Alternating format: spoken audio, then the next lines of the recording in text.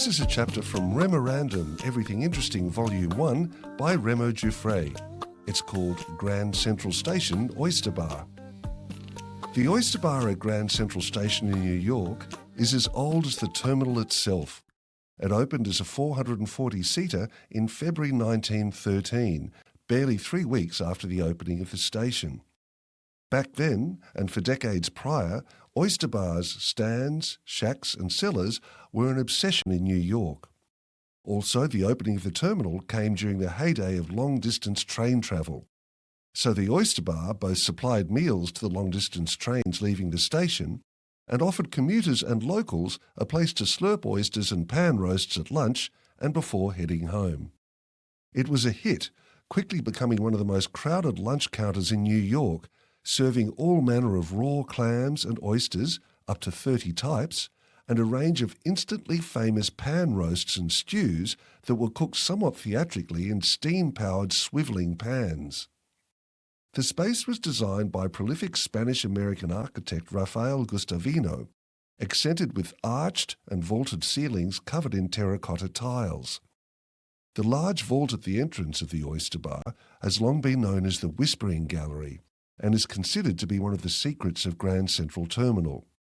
Standing facing into one corner with a friend in the opposite corner, speak in a normal tone and your voice follows the curvature of the ceiling, says urban historian Justin Ferrate in a 2015 piece from New York on My Mind.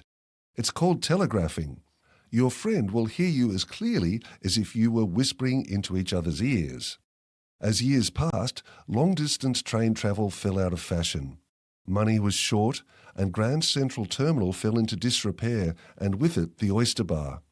By the early 1970s, it was derelict, bankrupt, and awaiting a saviour.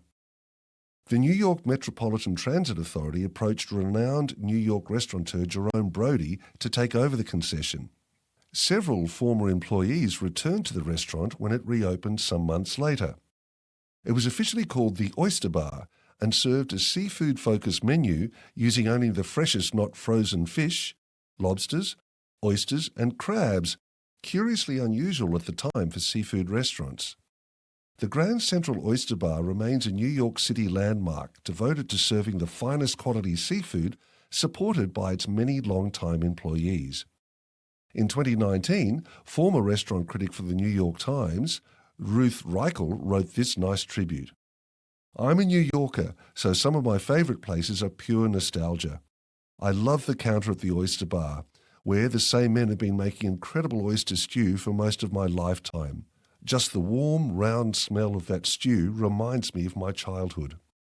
Afterward, I go outside and whisper into the echoing walls. And there's another unique and interesting thing about the Oyster Bar. Heavily invested, long-time employees have always been key to its success, and a few years after the death of Jerome Brody in 2001, Marlene, his widow, transferred the ownership of the restaurant to those key employees who now own 100% of the Grand Central Oyster Bar and Restaurant. Finally, as documented in a 2008 video, Remo, the person, unexpectedly found himself playing a role in his own impromptu Oyster Bar documentary. Check it out online. This chapter features in REMORANDOM Everything Interesting Volume 1 by REMO Giuffré. This series of books is available at remorandom.com.